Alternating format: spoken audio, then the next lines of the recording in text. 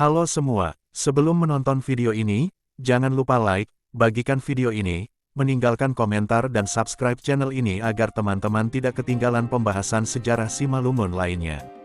Guru Jason Saragih, suku Simalungun pertama lulusan Sekolah Guru Depok tahun 1883 sampai tahun 1963, dikenal juga sebagai Bapak Pendidik Simalungun.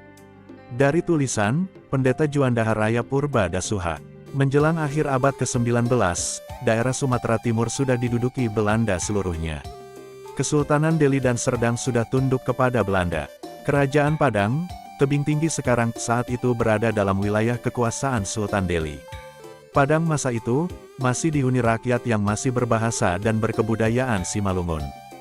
Di suatu desa kecil bernama Naga Hasiangan atau Naga Kesiangan, dekat kampung Pabatu sekarang ini, lahirlah Angga Harim Saragih. Namanya masih asli Simalungun tahun 1883.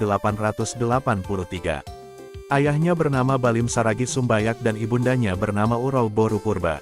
Sebagaimana lazimnya orang Simalungun, Angga Harim dididik dalam suasana pendidikan tradisional suku Simalungun. Dia diserahkan kepada guru di kampung itu untuk belajar aksara Simalungun dan ilmu mistis suku Simalungun yang saat itu cukup disegani orang-orang luaran Simalungun.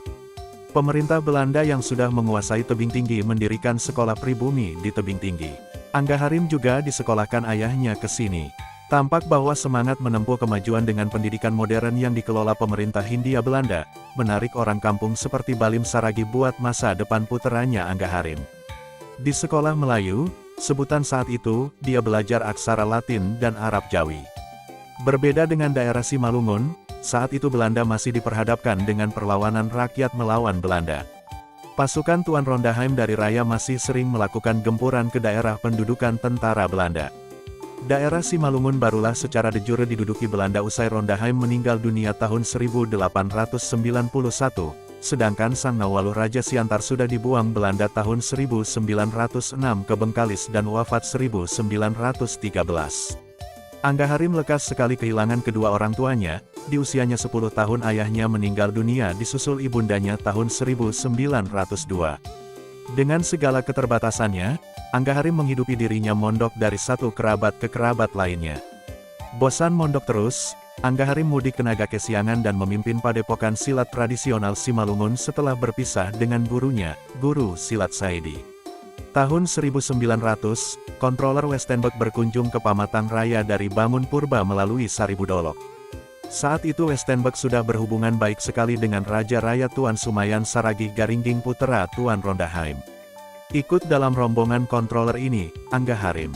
Dia mengikuti rombongan dengan maksud melepas rindu dengan kerabatnya di Pamatang Raya bernama Jarap Saragih Sumbayak yang saat itu merupakan pejabat kerajaan raya dengan gelar Rumah Tongah. Jarap Saragih memang pernah berpesan kepada sepupunya Angga Harim untuk mengajar anak-anaknya berguru dihar, silat tradisional Simalungun, baca tulis Latin dan Arab. Pekerjaan itu dilakoninya selama 3,5 tahun lamanya. Angga Harim melihat raya saat itu jauh ketinggalan dengan Tebing Tinggi daerah kelahirannya. Setelah Raja-Raja Simalungun menekan Korte Verklaring dengan Belanda, pembangunan jalan pun gencar dilakukan Belanda saat itu dengan mengerahkan tenaga rodi rakyat diorganisir kepala-kepala adat Simalungun. Tahun 1909, Angga Harim melamar pekerjaan di proyek pembangunan jalan ini dan diterima. Dia ditugaskan sebagai mandor mengawasi pekerja dengan upah 17,50 gulden, yang saat itu sudah cukup besar nilainya. Agama Kristen Protestan masuk ke Simalungun sejak tanggal 2 September tahun 1903 dari Jerman. Guru-guru Zending saat itu selain mengabarkan Injil dalam bahasa Batak Toba kepada penduduk asli, mereka juga mengajar penduduk tulis baca Latin di sekolah Zending yang dibantu oleh Belanda dengan politik etisnya sejak 1899. Guru pribumi Simalungun masih belum ada saat itu. Angga Harim yang lumayan luas wawasannya saat itu mendengar, ada lowongan sekolah guru di Depok yang dikelola Zending Kristen khusus kepada orang Kristen. Maka Angga Harim pun memohon kepada August Theis di Raya supaya dia diberikan rekomendasi. Theis setuju dan menyarankan Angga Harim harus tiba di Depok tanggal 1 Agustus tahun 1911. Sebetulnya dari sisi ekonomis, gaji guru saat itu jauh lebih rendah dengan nilai 7,50 gulden dibanding gajinya sebagai mandur. Namun niat Angga Harim sudah tidak terbendung lagi. Maka dengan kerelaan penuh dia pun akhirnya dibaptis masuk Kristen, dengan nama baptis Jason Saragi bersama 9 orang pemuda lainnya, yakni 1. Benjamin Damanik, 2. Justin Saragi, 3. Jacobus Saragi, 4. Jeremias Saragi, 5. Ferdinand Saragi, 6. Elias Purba, 7. Markus Damanik, 8. Kilian Saragi, 9. Manase Saragi. Selepas dibaptis, dia pun berangkat ke Depok, Jawa Barat yang saat itu dianggap daerah yang masih gelap bagi orang Simalungun yang terbelakang. Dialah satu-satunya suku Simalungun yang pertama keluar dari Simalungun naik kapal laut, Buskes, menyeberang Pulau Sumatera ke Jawa. Dia berangkat dari Pamatang Raya tanggal 1 Juli tahun 1911. Sebelum berangkat dia pamitan dulu ke Naga Kesiangan yang disambut dengan cucuran air mata karena dianggap tidak mungkin kembali lagi. Saat itu suku Simalungun memang betul-betul masih buta huruf Latin dan serba terbelakang. Selama 4 tahun dia belajar di Depok tahun 1911 sampai tahun 1915 dengan siswa yang berasal dari seluruh Hindia Belanda. Kebanyakan dari daerah basis Kristen di Indonesia Timur. Dari sini benih nasionalisme beliau ditempa dan wawasannya semakin maju dan berkembang. Dia juga rajin berkirim surat ke keluarganya menceritakan kemajuan di Jawa. Setelah lulus dan mendapat diploma guru yang diizinkan mengajar oleh pemerintah Hindia Belanda, Jason kembali ke kampungnya di Pamatang Raya. Tahun 1915 dia ditugaskan sebagai guru bantu di sekolah rakyat milik Zending RMJ. Saat itu bahasa pengantar masih bahasa Batak Toba, yang tidak dipahami suku Simalungun sehingga menjadi komunikasi yang buruk dalam proses pengajaran. Hal berbeda pun terjadi setelah guru Jason mengajar di Raya. Sebagai putra asli suku Simalungun, gayanya disukai rakyat Simalungun. Banyak orang-orang tua yang semula enggan menyekolahkan anak-anaknya berbalik mendukung sekolah. Putera-puteri Simalungun kemudian banyak yang masuk sekolah. Kiprah, dedikasi dan semangat kemajuan yang ditanamkan Zending Kristen saat itu, turut menempa orang Simalungun yang belajar untuk berdiri sejajar dengan suku lain yang sudah lebih awal maju. Jason tidak lelah mengajak penduduk untuk bersedia belajar dan bersekolah. Kampung-kampung terpencil dikunjunginya satu demi satu. Orang-orang menyambut dia dengan sukacita. Tutur katanya yang khas Simalungun mampu meluluhkan orang tua yang selama ini termakan isu anak-anak mereka akan direkrut jadi tentara KNIL. Selepas lulus sekolah, model pendidikan ala Belanda betul-betul diterapkannya di dalam sistem pengajarannya. Tahun 1929, Guru Jason diangkat menjadi kepala sekolah Zending Fairfolk School di Pamatang Raya, jabatan tertinggi yang pernah diraih orang Simalungun yang masih terbelakang itu pada zamannya. Dia ditunjuk langsung oleh pengawas kongsi Barmen di Pematang Siantar bernama Schneider. Jabatan kepala sekolah ini dipegangnya selama 9 tahun 3 bulan. Anak-anak didiknya banyak yang sukses di kemudian hari, mengangkat harkat dan martabat manusia Simalungun. Guru Jason bukan saja piawai dalam mencerdaskan kehidupan sehari-hari warga Simalungun. Dia juga salah satu tokoh penting kemajuan kebudayaan Simalungun. Tahun 1928 bersama rekannya J. Wismar Saragi mereka mendirikan lembaga kebudayaan Simalungun bernama Komite Nara Marpoda Simalungun di Pamatang Raya. Salah satu karya emas lembaga ini adalah terjemahan Alkitab dan sarana kebaktian gereja yang sebelumnya dalam bahasa Batak Toba dialih bahasakan ke bahasa Simalungun. Atas permintaan mereka juga akhirnya bahasa Simalungun menjadi bahasa resmi pengajaran di sekolah menggantikan bahasa Batak Toba. Majalah Sinalsal menjadi media paling berpengaruh saat itu di kalangan orang Simalungun. Surat kabar ini berhenti beroperasi setelah dilarang Jepang tahun 1942.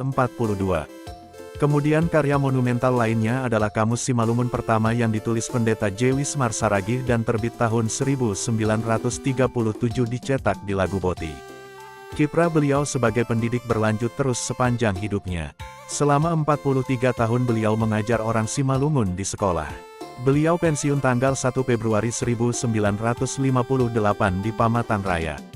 Tanggal 2 Maret tahun 1958 masyarakat Simalungun mengadakan pesta penghormatan kepada beliau yang dihadiri 1.500 orang. Masyarakat memberikan beliau tongkat bertangkai ruyung berkepala emas, bersepuh perak di bagian atas dan tembaga di bagian bawah. Tahun 1960 saat melawat ke Jawa, bekas murid-muridnya yang sudah banyak sukses di sana mengadakan jamuan kehormatan untuk beliau. Ada yang bahkan datang dari Yogyakarta, Bandung, dan lain-lain. Beliau wafat di Medan dalam usia 80 tahun tanggal 30 Maret tahun 1963 dan dimakamkan di tanah pekarangan rumahnya seluas lebih kurang 1 hektar di Pamatang Raya tepat di samping gereja HKBP Pamatang Raya, sekarang GKPS Pamatang Raya 1903. Pemakaman almarhum dihadiri Bupati Simalungun Rajamin Purba, pejabat sipil dan militer serta ribuan rakyat Simalungun.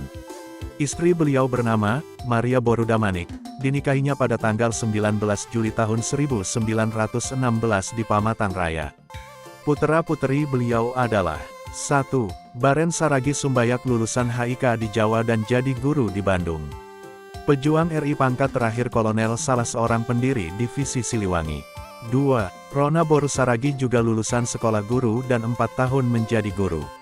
Mendapatkan tanda kehormatan Satya Lencana Karya Satya tingkat 3 dari Presiden RI tahun 1976. 3. Maudin Saragi. 4.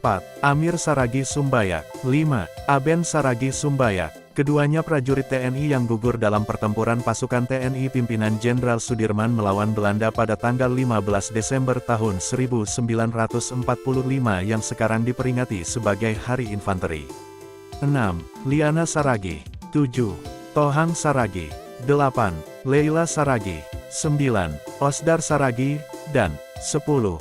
Delima Saragi. Pada tanggal 29 Mei tahun 1963, Bupati Simalungun Rajamin Purba mengesahkan beliau sebagai pelopor Bapak Pendidik Simalungun, berdasarkan SK Bupati KDH Simalungun, Pematang Siantar, nomor 305/1963 Watt. Sudah sepantasnya nama beliau diabadikan sebagai nama jalan atau nama gedung di fasilitas pendidikan pemerintah Kabupaten Simalungun. Sekian biografi dari Guru Jason Saragi, pelopor, Bapak Pendidik Simalungun. Semoga bermanfaat.